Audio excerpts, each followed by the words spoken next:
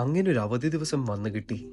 ആ പോകുന്ന കാഴ്ച കണ്ടാൽ തന്നെ അറിയാം എന്തോ എവിടെയോ ഒരു തകരാറുള്ളതുപോലെ. എന്തോ കാര്യമായി ഉണ്ടാക്കാനുള്ള തയ്യാറെടുപ്പിലാണ്. എന്തെങ്കിലും സംഭവിച്ചാൽ തെളിവിനായി അതെല്ലാം ക്യാമറയിൽ ഒപ്പിയെടുക്കുന്നുമുണ്ട്. ഈ ഇടുന്ന പച്ചിലകളൊക്കെ തിന്നാൻ മാത്രം ഞാൻ എന്താ വല്ല കാളയുമാണോ എന്നൊരു ചിന്ത എൻ്റെ ഉള്ളിൽ വന്നു. സ്പാനിഷുകാർ കണ്ടാൽ ഞെട്ടുന്ന സ്പാനിഷ് ഓമലറ്റും എന്തെങ്കിലും ആകട്ടെ എന്ന് ഞാനും. ഈ മാലാകയ്ക്ക് എന്തെങ്കിലും കൊടുത്തില്ലെങ്കിൽ ചെകുത്താനായി മാറുമെന്ന് ആ മുഖത്തിലുണ്ട്.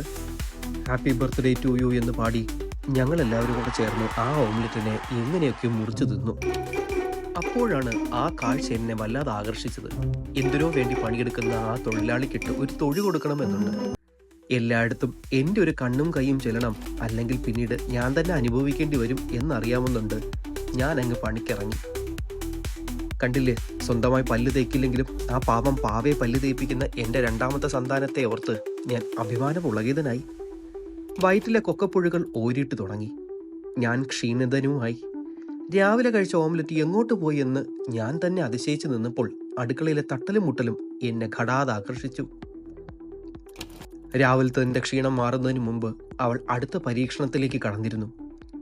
ഇനിയൊരു തിരിച്ചുവരവില്ല ശശിയെ എന്ന് ഉറക്കെ പ്രഖ്യാപിച്ചുകൊണ്ട് അഞ്ജു പരീക്ഷണം തുടർന്നു. ഞാൻ വിചാരിച്ചതുപോലെയല്ല. നല്ല മണവും കാണാൻ ചേലുമുള്ള എന്തോ ഒരു സാധനം.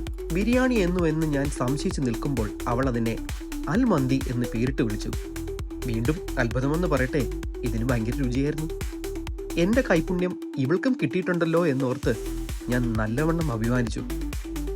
ഇത് പറഞ്ഞപ്പോൾ അവളുടെ കൈയകലത്തിൽ നിന്ന് മാറി നിൽക്കാൻ ആവശ്യപ്പെട്ടപ്പോൾ തന്നെ എൻ്റെ മനസ്സിലെ അപായമണി മുഴങ്ങി. പറഞ്ഞാൽ പറഞ്ഞതുപോലെ ചെയ്ത് ശീലമുള്ള അവളോട് ഞാൻ തർക്കത്തിന് മുതിർന്നില്ല. നമുക്ക് നമ്മുടെ ആരോഗ്യം നോക്കണമല്ലോ. ആ മന്തി കഴിച്ചതും ഞങ്ങൾ ഇരവിഴുങ്ങിയ പാമ്പിന്റെ അവസ്ഥയിലായിരുന്നു. പിന്നെ ഒന്നും നോക്കിയില്ല. ബാക്കിയുണ്ടായിരുന്ന ഒരു 5-6 ഓറഞ്ച് കൂടെ കഴിച്ചു. ഞങ്ങൾ അങ്ങനെ ഓരോ കാലിച്ചായയും അടിച്ച് വെറുതെ സൊറ പറഞ്ഞിരുന്നപ്പോൾ പെട്ടെന്ന് അവളുടെ മനസ്സിലൊരു ബുദ്ധി ഉദിച്ചു. വേണ്ട വേണ്ട എന്ന് ഞാൻ പലതവണ ആവശ്യപ്പെട്ടിട്ടും ഇങ്ങോട്ട് വാ മനുഷ്യ എന്ന് പറഞ്ഞുകൊണ്ട് അവൾ എന്നെയും കൂട്ടി നടക്കാനിറങ്ങി. അടുത്തുള്ള പാർക്കിൽ പോയി ഒരു 5 റൗണ്ടെങ്കിലും നടന്നാൽ മാത്രമേ അത്താഴം തരൂ എന്ന അവളുടെ ഭീഷണിക്ക് മുമ്പിൽ ഞാൻ തെല്ലൊന്ന് അമ്പരന്നു. ദേ കണ്ടില്ലേ കിടന്ന് ഓടുന്നത്. കിട്ടിയ അവസരം അവളും കളഞ്ഞില്ല. ഓടടാ ഓട്ടം. അമ്മയുടെ പിറകെ ഓട്ടം, ഞാൻ അവളുടെ പിറകെ ഓട്ടം. അങ്ങനെ ഇവരുടെ വ്യായാമമൊക്കെ കണ്ട് അവിടെ ഇരുന്ന് ഉറങ്ങിയ എന്നെ തിരിച്ചു പോകാൻ നേരം വിളിച്ചുണർത്തിയ അവളുടെ മനസ്സിനെ ഞാൻ വല്ലാതെ നമിച്ചു. ക്ഷീണമുള്ളതുകൊണ്ട് എൻ്റെ 2 പൈതങ്ങളും നേരത്തെ ഉറങ്ങി. ഒരു സിനിമ കാണാൻ ചെന്നിരുന്നപ്പോൾ നിങ്ങളെ ഞാൻ അങ്ങനെ ഒരു സിനിമ പോലും നേരവണ്ണം കാണിക്കത്തില്ല എന്ന് പറഞ്ഞുകൊണ്ട് അവൾ വാശിയോടെ വീണ്ടും എൻ്റെ അടുത്തിരുന്നു. ശേഷം നിങ്ങൾക്ക് ഊഹിക്കാമല്ലോ.